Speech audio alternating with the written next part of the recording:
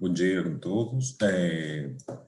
Agora eu vou apresentar os resultados preliminares da minha tese de doutorado, que é sobre o papel da disglicemia persistente nos resultados de tratamento da tuberculose em Lima. Orientador, professor Afra Criski, e comentarista, a doutora Ana Cristina Carvalho.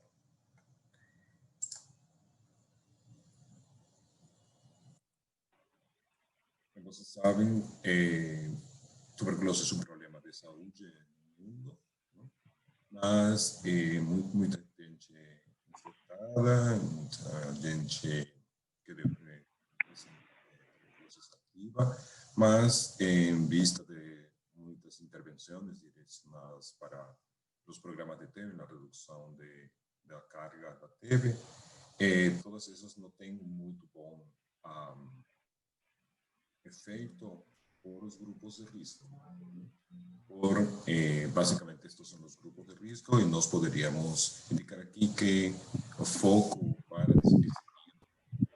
diabetes.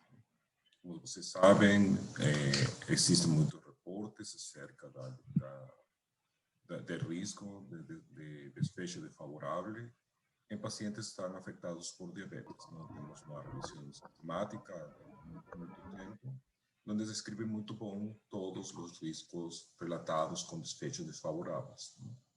Mas a disglicemia como tal, pré-diabetes,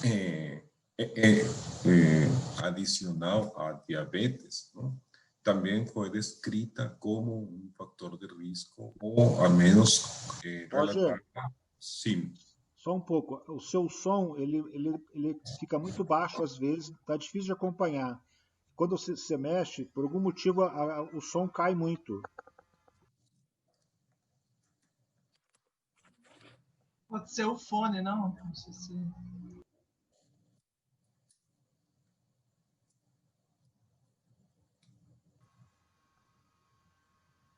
Agora melhor? Você pode...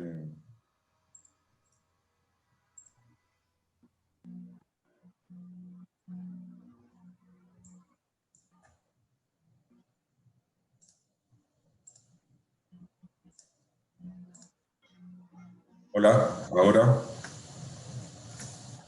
Parece que sim. Tá bom. Pode mostrar a tela. Sim.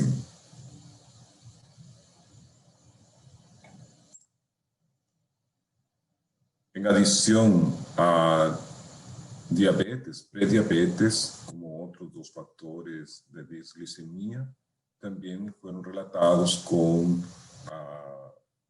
casos de tuberculose, com alta prevalência em casos de tuberculose, e também com risco ou com alguma associação para desenvolver tuberculose ativa, não? Mas sigam algumas perguntas, como se os testes do diagnóstico devem ser realizados em pacientes afetados por la tuberculose, contactos domiciliares, e os testes de diagnóstico para hiperglicemia mostram algumas discrepâncias, não? Este é o Peru.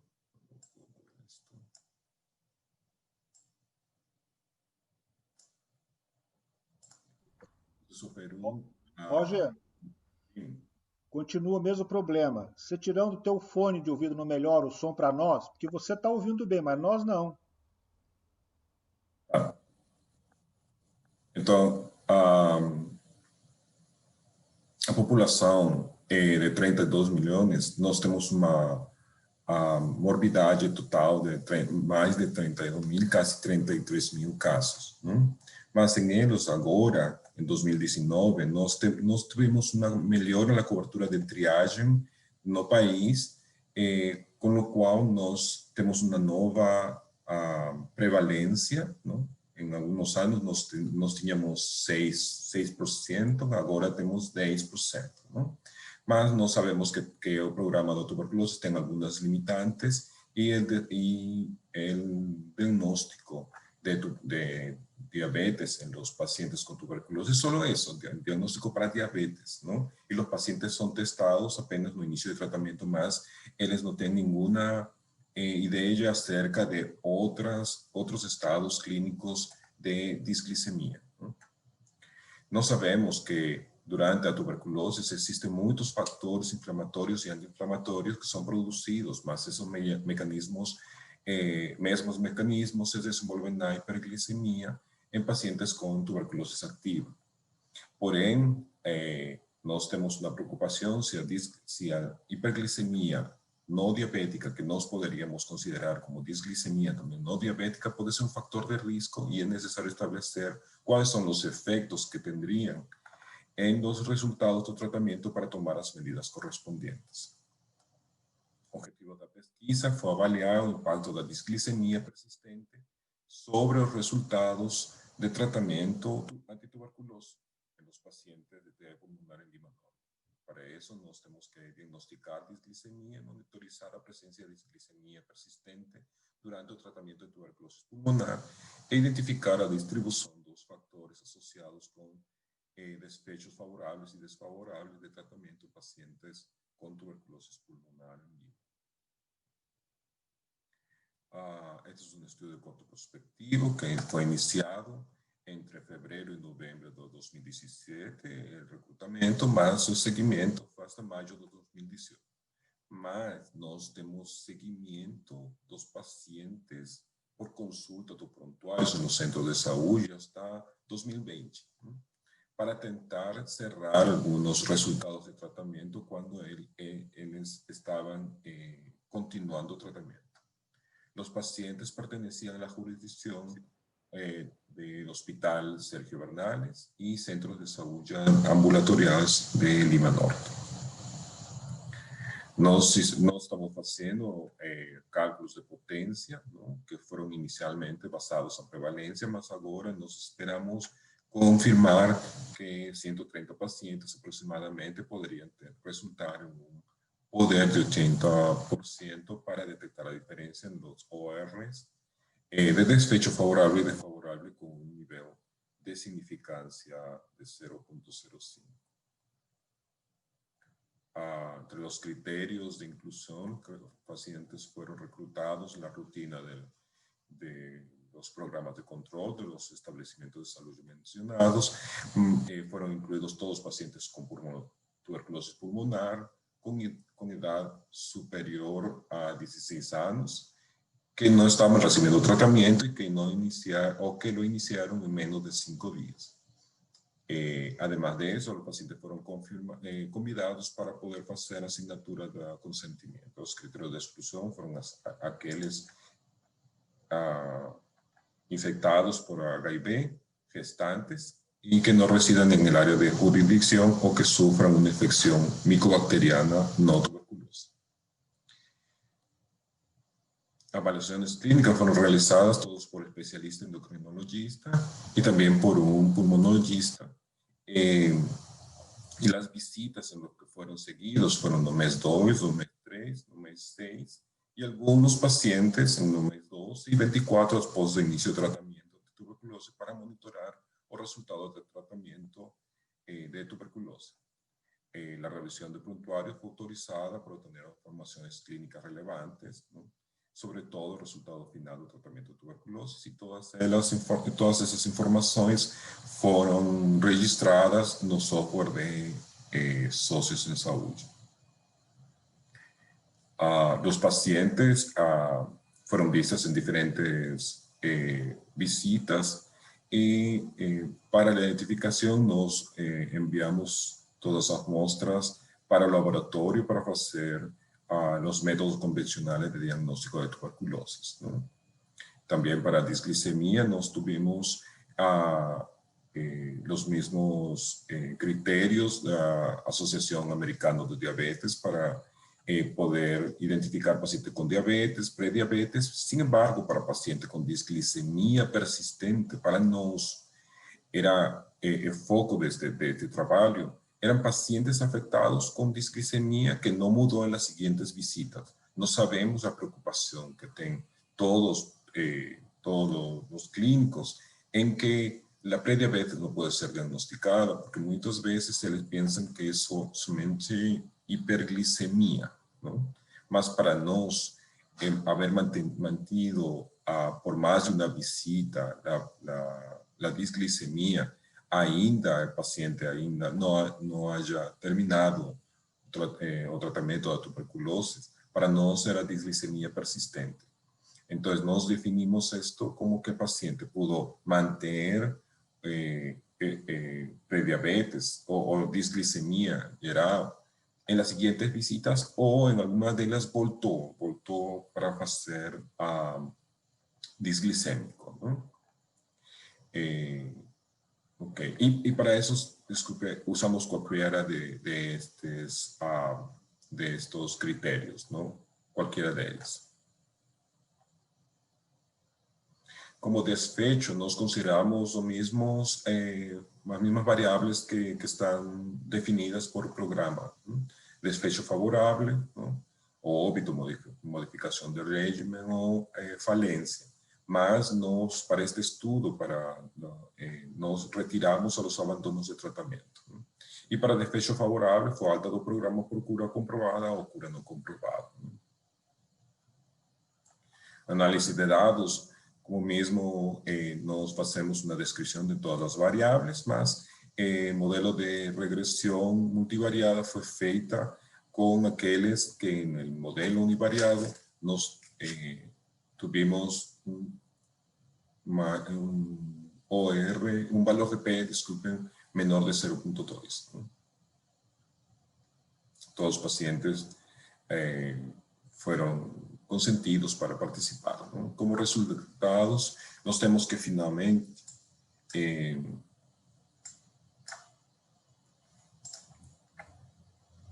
nós tuvimos flujograma de recrutamento, o número final foi 136, de los quais nós tuvimos o número de pacientes afetados com disglicemia. A prevalência encontrada em eles foi muito alta, 14% dos pacientes afetados com tuberculose mostraram inicialmente diabetes, mas nós temos que 31% deles mostraram pré-diabetes, não? Mas em las siguientes visitas nós encontramos algumas modificações de algumas pessoas que voltaram ou mantiveram seu nível de pré-diabetes, não? Então, nós temos que algunos de estos niveles glicémicos persisten en algunos pacientes durante el seguimiento. Sin embargo, los endocrinologistas fueron muy conservadores para determinar esta disglicemia y ellos no prescribieron ningún tratamiento. Por eso es que nuestro foco fue más para estas personas saber si nós tenemos que seguir monitorizando a ellos para poder hacer mejores decisiones durante el tratamiento. Essas são as características clínicas epidemiológicas dos pacientes, em onde encontramos algumas das variáveis que, para a análise univariado,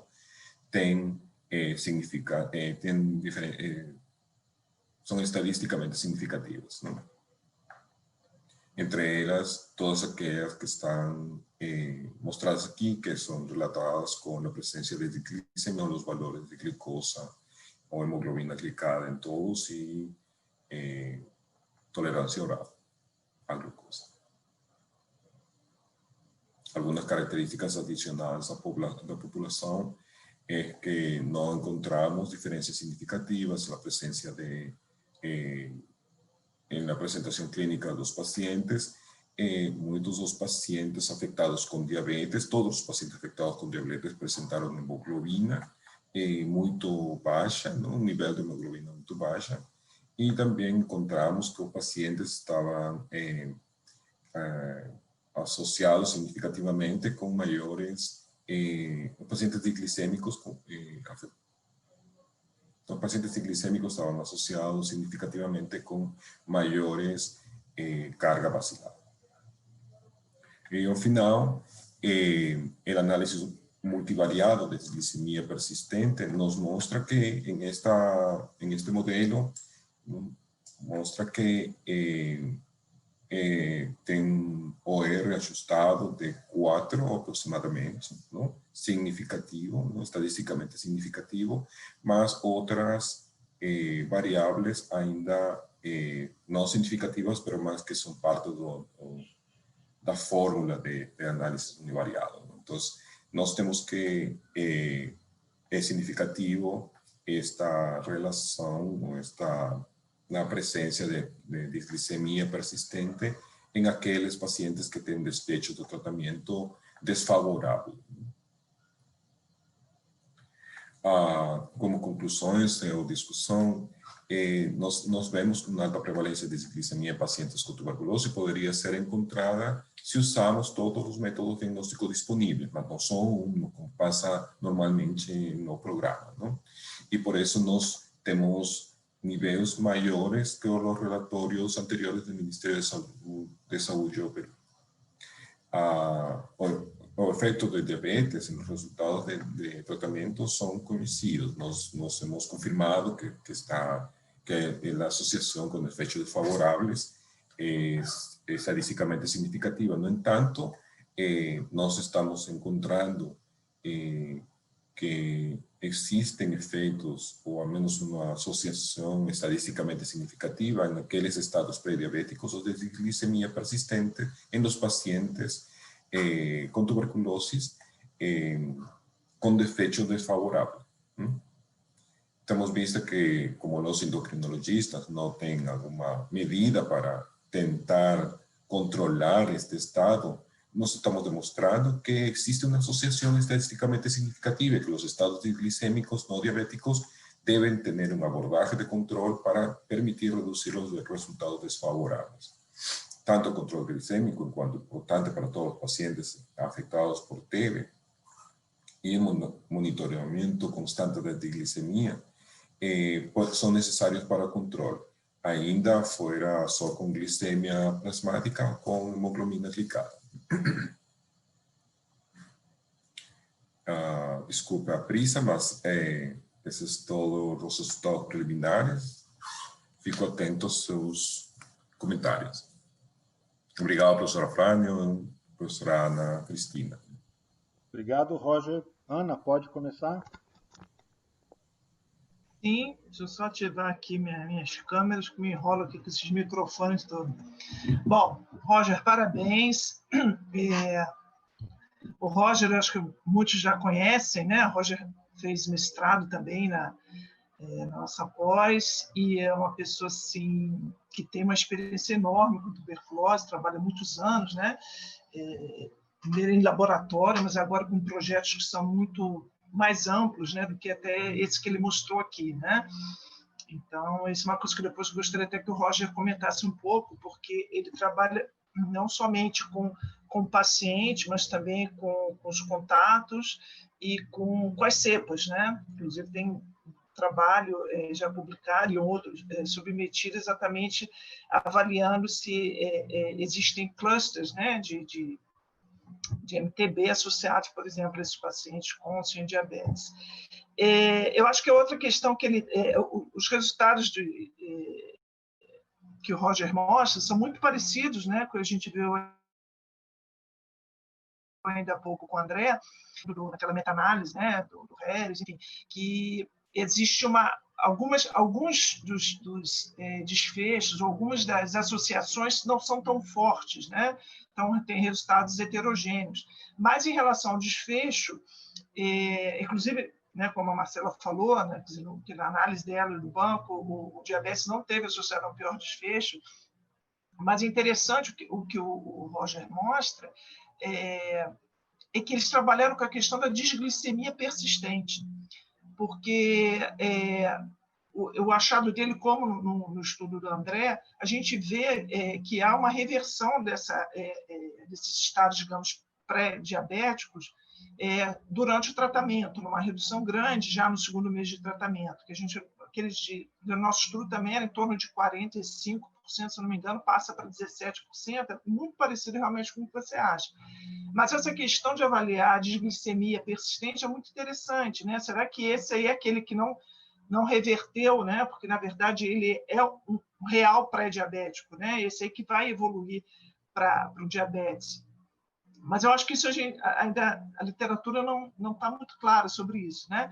E eu achei também interessante porque o Roger tinha mostrado para a gente outros modelos, né? Assim, multivariados, tentando associar desfechos favoráveis com diabetes e tal, mas esse da desglicemia persistente foi o que se mostrou mais robusto como modelo, inclusive com intervalos de confiança menores. Então, assim, eu acho que é uma linha que deve ser seguida, né?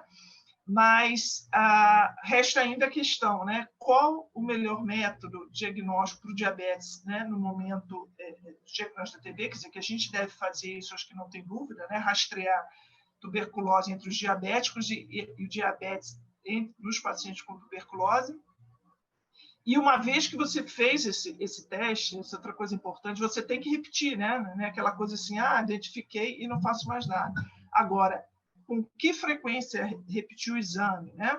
E um ponto que inclusive o Roger salientou muito, os próprios endocrinologistas não têm uma posição clara, né? O que eu faço com esse pré-diabetes ou esse desglicêmico persistente? Trato ou não trato? Né? Então, acho que isso aí dá margem para uma série de discussões sobre o tema. Eu acho que o Roger vai poder trazer essa informação. Então, eu gostaria assim, que você comentasse um pouquinho mais, Roger, sobre a questão dos testes, né? Porque talvez com a amostra você não tenha conseguido ver qual a associação melhor com esses testes diagnósticos para o diabetes, né? Qual deles utilizar. Tem uma questão também prática de serviço, né? Por exemplo, o teste de tolerância à glicose já é um pouco mais, né? Mais difícil de se executar na rotina, talvez, né? Exige mais tempo. Então, assim, queria que você comentasse qual desses testes, porque os três, e se você tivesse que escolher um deles, se você optaria por um deles. A frequência, como definir-se de glicemia, né? Eu acho que você teve pelo menos 3 avaliações, né? Tempo 0, tempo 12 e no final do tratamento. Talvez até um pouco mais também, eu acho que tem, porque eu acho que talvez a gente não tenha uma força nesse estudo para chegar a resultados tão claros, mas eu acho que seria muito importante como um dado para ser avaliados em estudos maiores, né? A gente chegou até a conversar a questão de juntar essas amostras do André e avaliar, porque a gente não avaliou, por exemplo, essa questão da desglicemia persistente, mas a gente pode fazer isso também em relação, pelo menos, à hemoglobina glicada, porque a gente tem essa avaliação durante o follow-up. Então, eu queria que você comentasse um pouquinho sobre essa questão e depois falasse também dos outros estudos que vocês estão desenvolvendo em relação à TB diabetes, envolvendo os contatos e as cepas. Você, Roger. Sim. Gustavo, obrigado por as suas palavras. Eu acho que nós, em diferentes momentos, não poderíamos falar de o melhor teste, não? Mas nós tínhamos uma ideia de que, para nós, aquel teste que poderia ser decisivo en el diagnóstico debería ser el test de tolerancia oral. ¿Por qué tolerancia oral? Porque tolerancia oral podría ser más dinámico para entender qué está pasando con esa persona si finalmente esa persona tiene la posibilidad de reducir los niveles de diabetes, de glucosa en sangre, ¿no? mas hemoglobina glicada poderia ser mais estacionária de lo que pode estar passando em promédio, mas para nós poderia ser melhor testar a todos e não só testar, sino também fazer o monitoramento durante o seguimento. Porque agora nós estamos fazendo, para tentar responder a outra pergunta, nós fizemos diagnóstico de disglicemia em vários momentos de seguimento de tratamento. Não? Algumas vezes nós tivemos alguns pacientes que pudimos fazer fora dos 6 meses, mas todos, em geral, tinham de 0, 2 ou 3, depende se era sensível ou resistente, e depois de 6 meses, para tentar conhecer o que passa durante o período de tratamento, se realmente é um estresse hiperglicêmico ou se realmente essa pessoa mantém o processo de hiperglicemia ou de disglicemia, quando nós tentamos pensar que a inflamação por tuberculose estaria caindo. Não? Essa era a ideia. Não? Então, se os processos inflamatórios que conduzem a hiperglicemia em tuberculose tendrían que melhorar com o tratamento, esse paciente tendría que cambiar e revertir. Mas algumas vezes os pacientes mantêm níveis pré-diabéticos e depois fazem voltam para ser hiperglicêmico ou disglicêmico. Não? Então, nós temos que tentar compreender que este é um processo dinâmico, não? De como a gente não tem níveis normais, mas isso eu acho que poderíamos tentar explicar melhor, descrevendo como foram os pacientes, como foi a distribuição dos níveis de glucosa ou de hemoglobina glicada em los pacientes, especificamente aqueles que desde o foco de desfecho desfavorável, porque talvez poderia ser melhor um enfoque desse tipo, não? Mas agora nós estamos tentando fazer o foco desde a disglicemia, não? Então, esse poderia ser uma mudança da ideia, não? Não. Entendi. Não, interessante porque você, quando fala também de desfecho favorável, importante você salientou que os casos de abandono não foram incluídos, né? Porque se você estava avaliando uma variável, digamos, ligada ao estado hospedeiro, né? Quer dizer, uma resposta fisiológica, o abandono aí deveria ficar fora, né? Porque o abandono está ligado mais a questões, como a gente discutiu nas outras apresentações, de programa, ou enfim, de vulnerabilidades e tudo mais. Então, acho que isso é interessante. Mas você observou, porque quando você estava falando, estava pensando, será que essa disglicemia, que era um pré-diabético, normalizou e voltou a apresentar hiperglicemia, isso está ligado também ao fato como é que esse paciente está sendo tratado, né? Ele está continuando a tratar, porque assim, poderia ter uma piora da tuberculose e justificaria essa piora do controle glicêmico. Você chegar a avaliar isso, ou talvez a amostra não seja tão grande para avaliar isso. Eu não me lembro se o modelo multivariado esse também entrou, quer dizer, esse paciente teve um tratamento irregular, por exemplo, estaria também associado à disglicemia.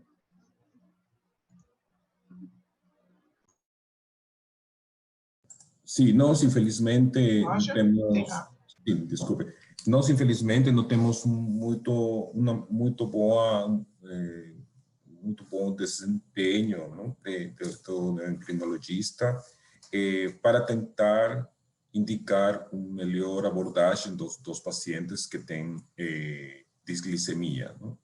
Eu acho que poderia ser um conflito de interesse dos médicos por tentar não tratar ou usar racionalmente os medicamentos, não?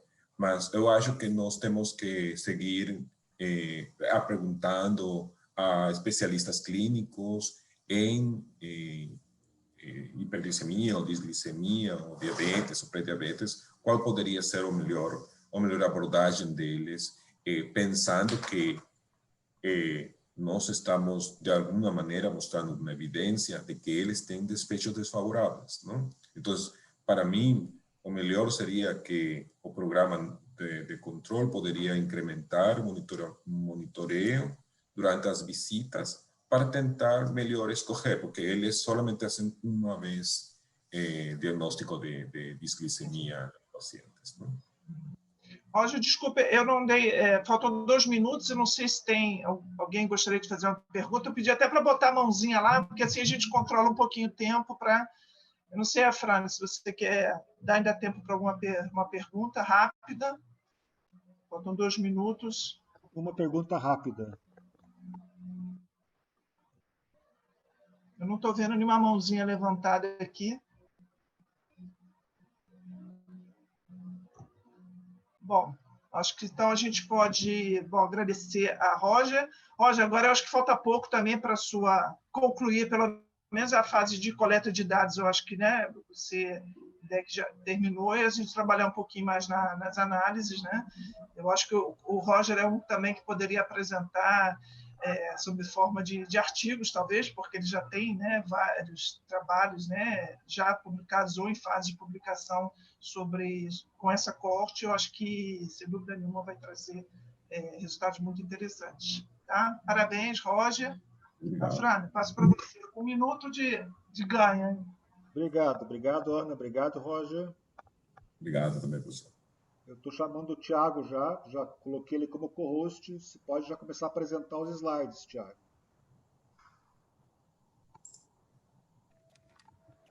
Estão me ouvindo? Boa tarde. Boa dia ainda a todos. Estamos ouvindo sim, Thiago. Thiago, pode começar. 11h30. O Valdez já está aí. Seguindo a tela.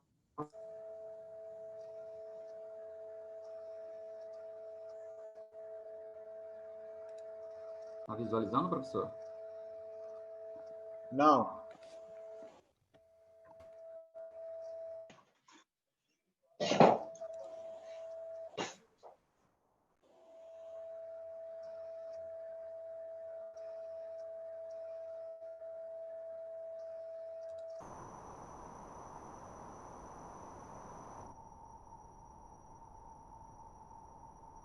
Agora sim.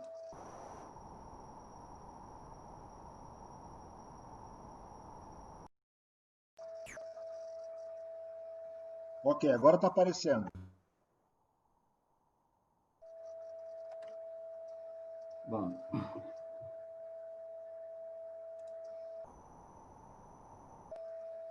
O meu trabalho é o uso do LPA 1 e 2 no diagnóstico de TB resistente no laboratório de referência da UFRJ. Mudando um pouco do teor das conversas, agora eu vou falar um pouco uma análise extremamente laboratorial. Bom, segundo a Organização Mundial da Saúde,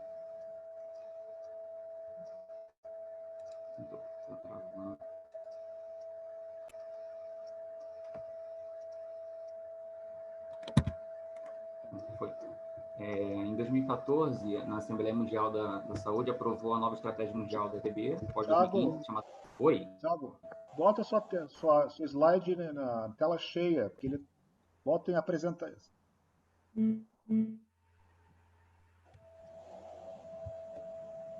Estou tentando...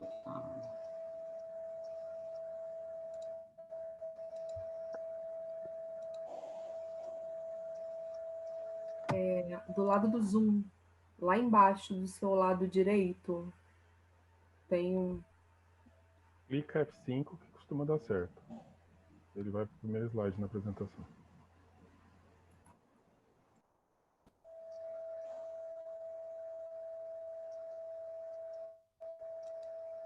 Oi? Agora foi. Isso. Pode continuar. Visualizando? Bom, em 2014, a Assembleia Mundial da Saúde aprovou uma estratégia para o fim da tuberculose, chamada de NTB, né, pós-2015. Essa estratégia é baseada praticamente para o alcance dessas metas. Foram propostos o cuidado integrado no paciente, segundo pilar, políticas arrojadas em um sistema de apoio completo, e o terceiro pilar, que é a intensificação da pesquisa e inovação. Então, dentro desse pilar é que o trabalho acaba sendo inserido, a incorporação de novas metodologias dentro do diagnóstico de tuberculose resistente ou não. Seguindo a recomendação a partir de 2016 da OMS, onde ela recomenda o uso do Line Progressei, né, que é o LPA, para diagnóstico de resistência primeira quanto de segunda. O diagnóstico pode ser feito tanto em amostra clínica direta, o que favorece na agilidade diagnóstica do paciente, quanto à resistência, ou até mesmo na cepa pós-crescimento de cultura.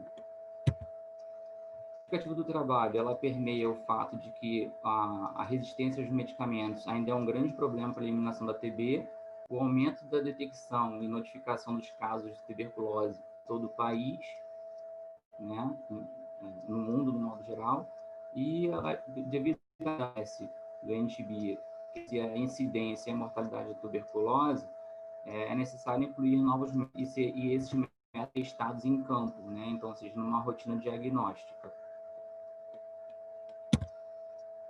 O objetivo do trabalho ele foi avaliar o desempenho dos diferentes testes diagnósticos moleculares, utilizando as rotinas laboratoriais como detecção de TB resistente à rifampicina e TB multidroga resistente, né, sendo isso a resistência à isoniazida e rifampicina concomitante. Tanto em amostras clínicas que a gente atende no laboratório de micobacteriologia, que vem de Rio de Janeiro. Os objetivos específicos, ele foi implantar o teste rápido molecular Line Progressei, o LPA, no diagnóstico paralelo ao Ginexpert, fazer a caracterização de resistência molecular dessas amostras, estudadas utilizando o diagnóstico, né, do próprio Line Progressei, do LPA, e identificar fenotipicamente em MGT 960, que é uma cultura automatizada, os fármacos de primeira linha. Streptomicina, isoniazida e rifampicina. Analisar a acurácia dos testes moleculares que estão disponíveis nessa rotina, que é o Ginexpert e o LPA. E nos resultados genotípicos e fenotípicos a gente tem que utilizar o WGS para avaliar qual foi o perfil de resistência extensiva. Bom, a confirmação da MDR pela em 3 etapas. A primeira etapa, que é a extração do DNA, né? A segunda etapa, a amplificação, e a terceira, uma hibridização reversa, em fita. Né? A etapa de extração é bem simples e rápida. Gasta praticamente uns 15, 20 minutos aí para fazer a extração, realmente rápido. E aí, logo em seguida, para quem não conhece, a gente faz depois da amplificação desse DNA, a gente faz então aí a reversa. Essa hibridização reversa, na verdade, de acordo com as bandas que possam ter sido conjugadas na fita, né? Devido à hibridização reversa, a gente consegue fechar a detecção de resistência ou não de acordo com as bandas. A fita do LPA1, ele compreende os genes RP, que conferem, né, resistência à rifampicina, e os outros 2 genes, que é o CAT-G e NHA, que conferem resistência, estão associados a resistências à isoniazida. Bom, como pode ver aqui na primeira fita, seria um resultado negativo. Todas as bandas white, elas ficam presentes, que são as bandas né? E não entra nenhuma banda mutante. E existem outras possibilidades de detecção da resistência. A presença ou não da mutação, como no caso aqui de RPOB e do CAT-G, onde você tem uma deleção da wild type e uma presença da banda mutante. O que pode acontecer também é uma resistência inferida nesse tipo de resultado. É quando você não tem a presença da banda mutante, nesse caso aqui, mas você também tem a deleção da wild type. Isso seria uma que a gente chama de resistência inferida, porque não compreende a mutação presente do kit, mas possui uma mutação clássica que confere realmente a resistência.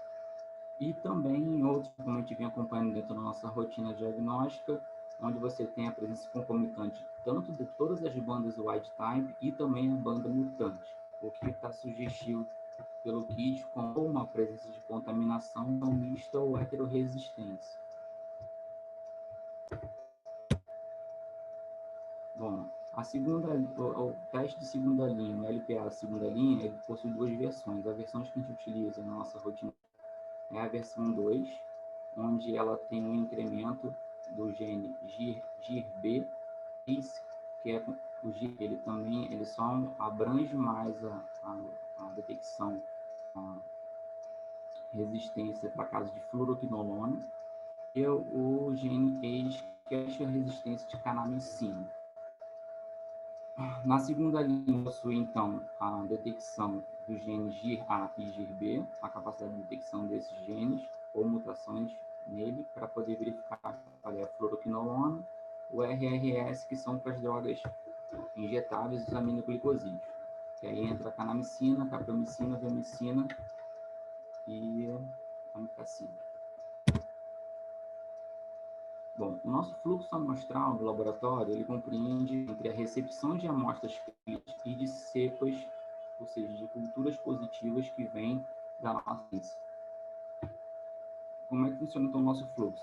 Para todas as amostras clínicas, a gente faz baciloscopia e GeneXpert, quando é para baciloscopia, é universal em todas as amostras, e cultura também. O GeneXpert, no nosso trabalho, ele foi iniciado como o LPA somente nos casos de detecção de resistência. Então, a gente estava utilizando o LPA como um filtro para verificar a confirmação de resistência. Então, assim era, para quando os testes de sensibilidade vindos das culturas do sul davam alguma resistência em rifampicina e isoniazida, seguia para, se fossem casos de MDR ou não, né, ou isoniazida monoresistente, a gente encaminhava para a segunda linha. E assim eram para os testes de GeneXpert que eram resistentes. Bom, dentro de um período de 2018 a final de 2019, a gente avaliou 300 amostras, e para fazer a avaliação dos testes moleculares, onde a gente entende o GeneXpert e o LPA, a gente precisou avaliar com o padrão ouro, que seria o padrão ouro fenotípico, que é no MGT. Tá? Então, a gente teve parte de uma série de amostras, a gente não conseguiu obter resultados de teste de sensibilidade e resultados de GeneXpert ou ambos. Tá? Então, o nosso número amostral de 351 amostras que foram testadas em LPA, ele, para fazer o critério de inclusão, a gente com todos os exames, LPA, teste e o GeneXpert, a gente fez de 224 amostras. Dessas 224 amostras, a gente realizou o teste fenotípico, né, avaliando a questão da resistência à isoniazida, principalmente avaliando a isoniazida e a rifampicina, tanto no fenotípico quanto no LPA. Aqui está o número amostral de resistências e sensibilidades que a gente obteve em cada um dos métodos. Tá? E, em consequência, a gente analisou 71 amostras para a pesquisa de segunda linha.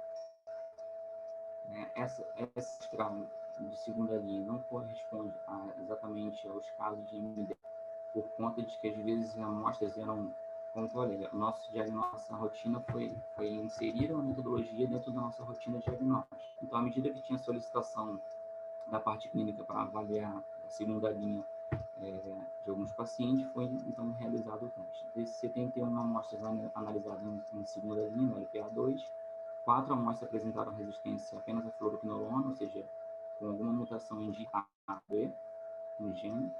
3 amostras apresentaram resistência tanto à fluoroquinolona quanto demais drogas, caracterização de XDR na nossa unidade.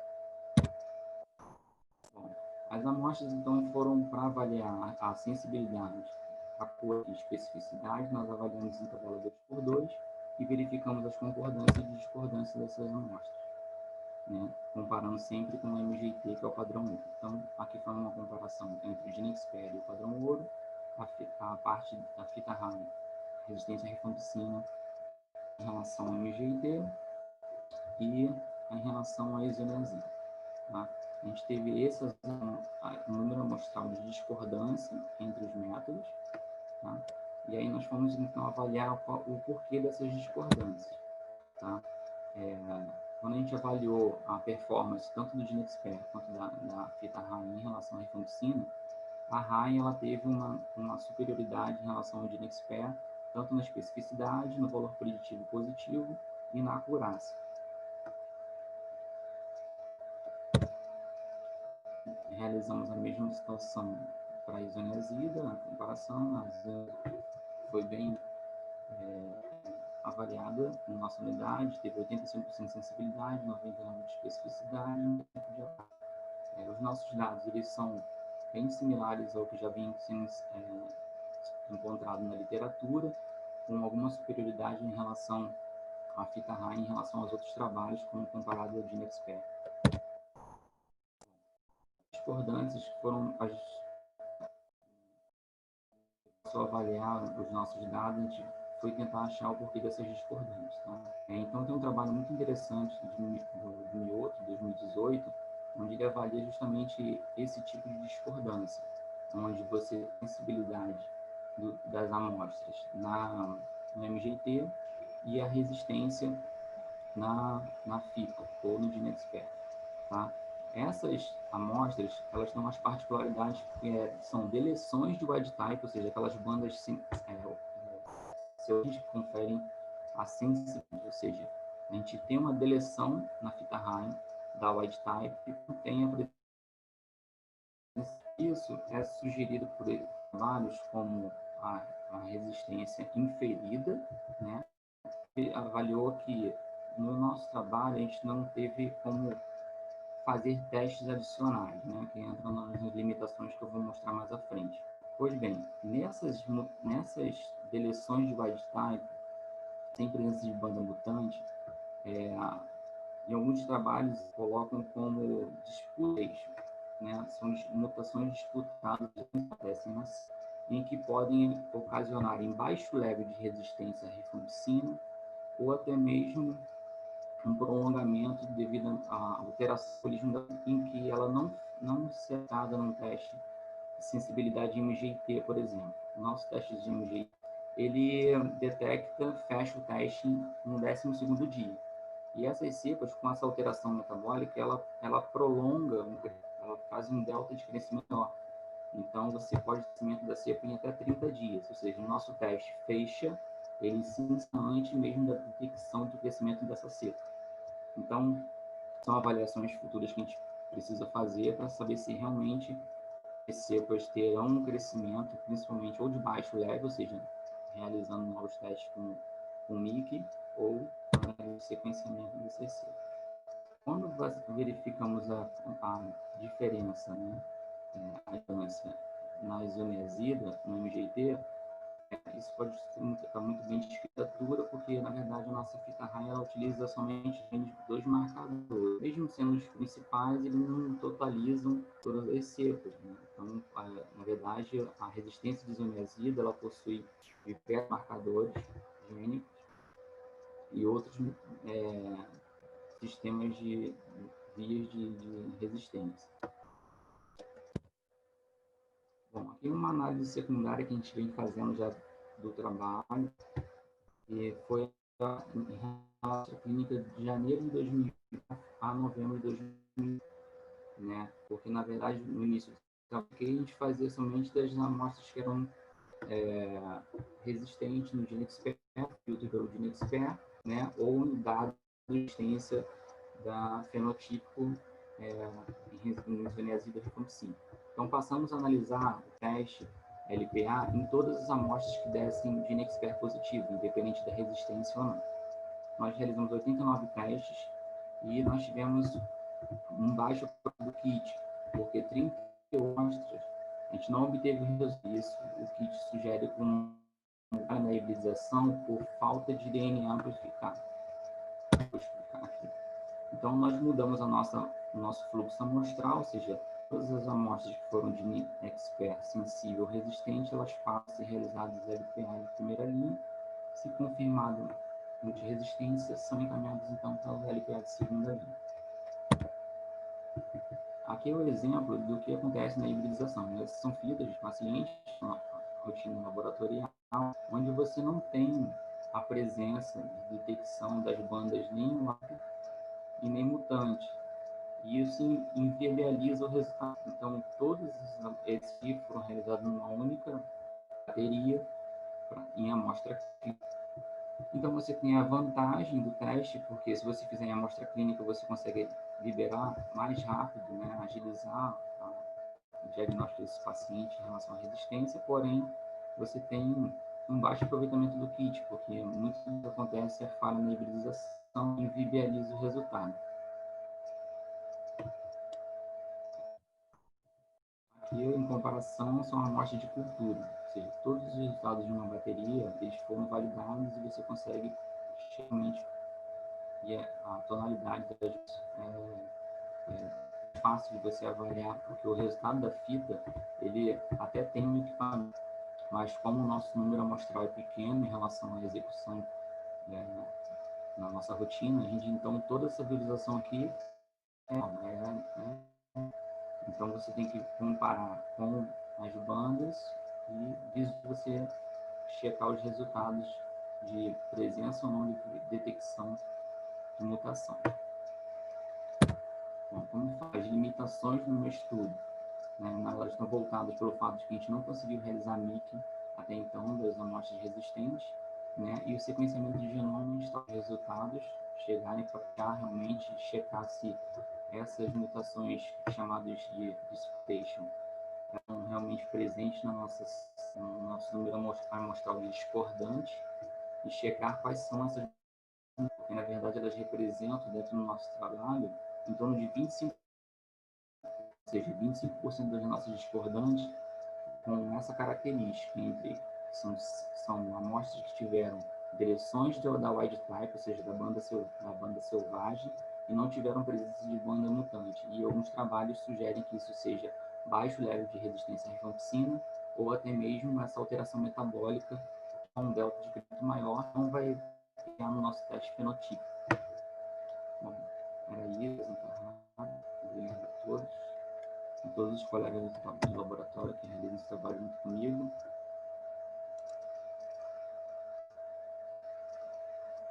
Obrigado, Thiago. Passo agora para o Valdez, que nós estamos atrasados. Bom dia a todos. Agradeço ao Afrânio, ao programa de pós-graduação pelo convite. Prazer estar aqui com vocês. Eu vou fazer uns comentários breves, Thiago, do seu trabalho. Eu gostei bastante. Parabéns pela proposta e pelo que você já realizou no trabalho. Eu acho que é um tema bastante importante que afeta aí o nosso dia a dia, né? A nossa rotina, principalmente para quem está lidando com pacientes com suspeita de tuberculose resistente.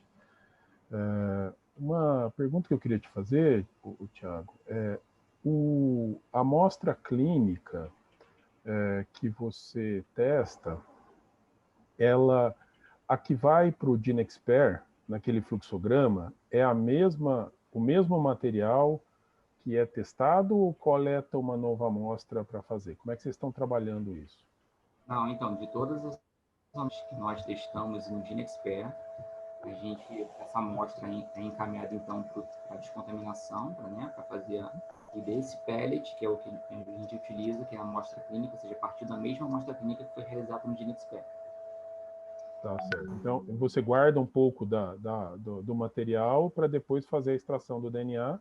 Depois que correu o DINExpert, você pega o restante da amostra, que foi tratada inicialmente, para poder fazer o LPA também. É o mesmo que está lá no garrafinha do MGT, correto? Correto. Ótimo. Isso é importante para a gente poder fazer a comparação depois, né? Porque se mudasse a amostra, isso podia ter variações que não exatamente têm a ver com a presença ou não do bacilo, né? Tem a ver com a qualidade da amostra. Perfeito. E aí uma dúvida, eu achei interessante, porque a gente já tinha discutido isso previamente, de fazer o LPA nos resultados em que o DINExpert detecta, né? O que sinaliza que tem um DNA lá. No entanto, o que a gente tem de recomendação, pelo menos aqui em Ribeirão a gente faz, é usar a baciloscopia como referencial para poder fazer o LPA.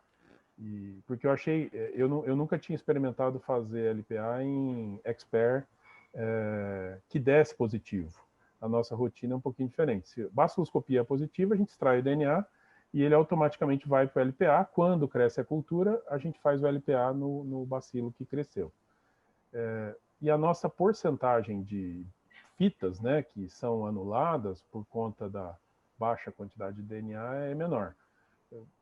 Não sei, estou só te perguntando, acho que são estratégias distintas, porque fazer em todo isolado, né, em que fez o GeneXpert, na prática você está testando todos os isolados, as amostras clínicas que chegam no laboratório. Eu não sei o seu volume de amostra. Aqui eu acho que eu não daria conta de fazer nesse volume.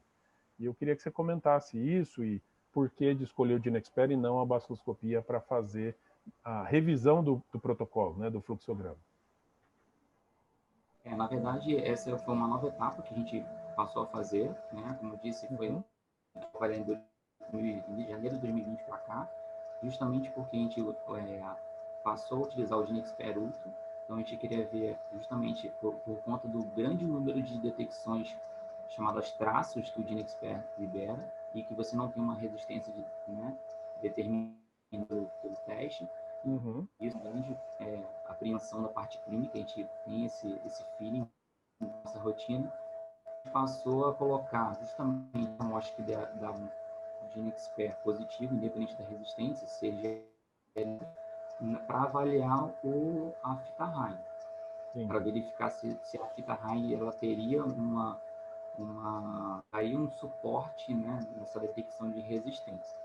A gente ainda está avaliando alguns outros dados em relação a essa presença concomitante das bandas selvagens e o que sugere à medida que a gente vai fazendo na amostra clínica, além de uma visualização mais complicada do teste, na hibridização, a gente então percebe que, além da dificuldade, você tem uma presença de sugestões de heterogeneidade, por exemplo. Né? Então, assim, o GeneXpert, quando ele dá positivo, ele vai checar para você dizer, olha, isso aqui é resistente ou não é. Mas ele não disse ali você tem uma sugestão, sugestivo de heteroresistência. Então, são esses que a gente está avaliando para tentar verificar. A literatura ela compara muito mais, dá muito mais aumento de performance quando você parte da baciloscopia positiva, mas como a nossa rotina diagnóstica, principalmente no Brasil, nem todos os lugares vêm fazendo baciloscopia, teria então uma restrição da nossa unidade, porque só a nossa unidade faz o GeneXpert. E baciloscopia de todas as questões de diagnóstico, todos os casos de diagnóstico. Então, a baciloscopia na nossa unidade é universal e a cultura. Então, eu preferi partir então do GeneXpert justamente porque eu atenderia todas as cepas que eu recebo, inclusive unidades de assistência. Perfeito. Não, maravilha. Faz todo sentido. Em relação, você está mais no laboratório, né, Tiago? Pela sua formação, pelo seu expertise, você já tem algum tempo que está usando o LPA. Qual que é a sua impressão?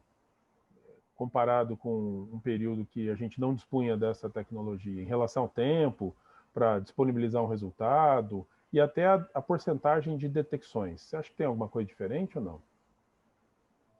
A gente assim, a dificuldade em relação à estrutura laboratorial, né?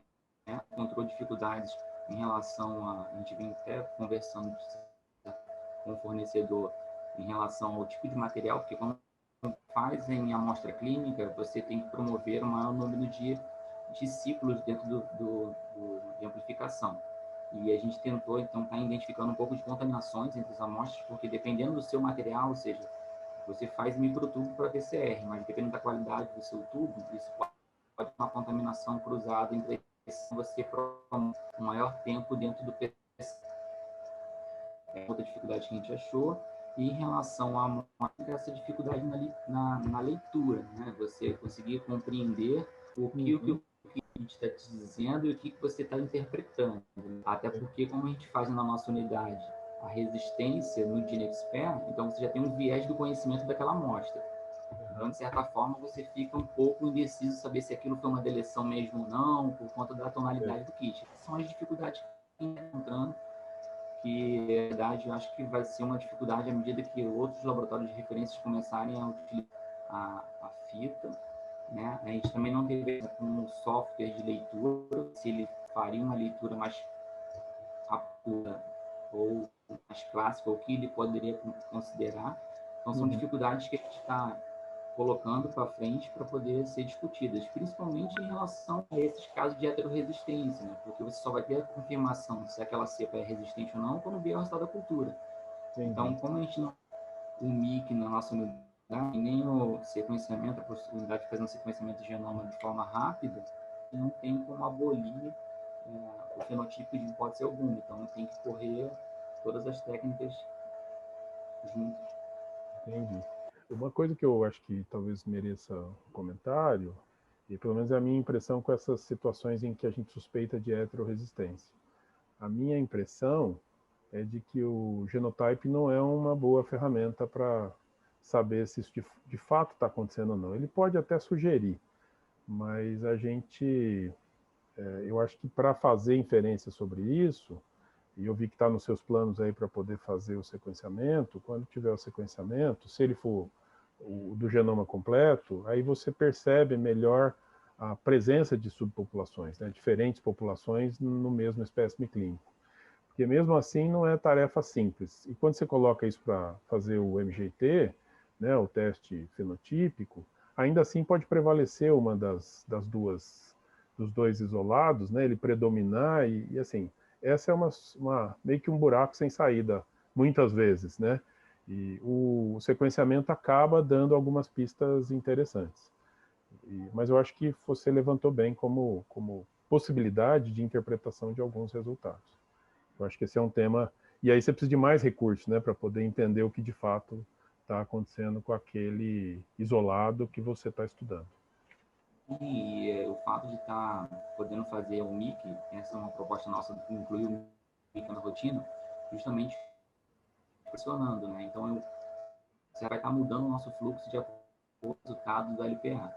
Então, para esses em que a gente vê que não são poucos, né? Essa discordância entre a resistência que dá inferida no LPA, você não pega no fenotípico, talvez o MIC ia estar resolvendo isso para a gente, não precisaria nem, de repente, do sequenciamento. Mas ele já poderia, para mim, ser um baixo level e eu já ajudo a parte clínica de forma bem mais efetiva, concordo com você. Acho que nós estamos no limite do tempo. Eu novamente parabenizo você pelo trabalho, belíssimo trabalho. Espero vê-lo publicado em breve. Obrigado, a Fran também. Passo a palavra para você. Valdez, obrigado. Nós temos 1 minuto. Silvana, por favor, rapidinho, tá? Olá, Fran, obrigada. Eu não poderia deixar de contar, é o seguinte, a gente vai e volta no tempo. Bom, então vou rapidamente, Tiago, parabéns. Falando da minha experiência, eu trabalhei com o MGT no início do MGT, né? Nós é que padronizamos lá no Instituto Pasteur o MGT antes dele ser automatizado. E qual foi o problema? O problema sempre foi esse.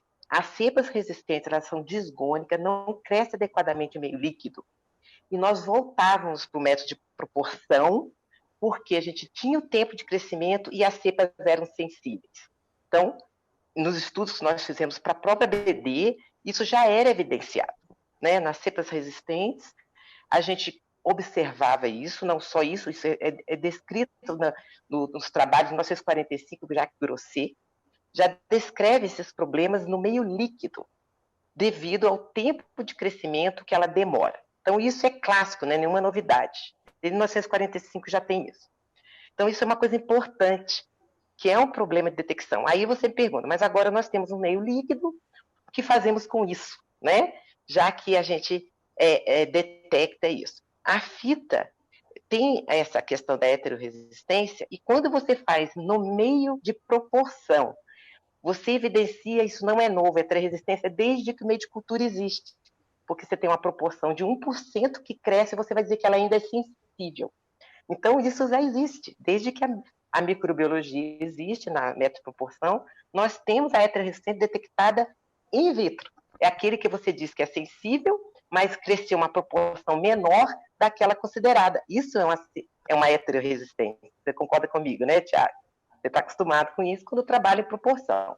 Isso é que é detectado na fita Rain, né, que às vezes você detecta nas mutações, nas sequenciamento de genoma completo. E quando nós fizemos o MIC dessas cepas que tinham heterorresistência já confirmada naquela época, já descrita naquela época, sempre foi, elas eram sensíveis com bique abaixo do ponto de corte da época utilizado.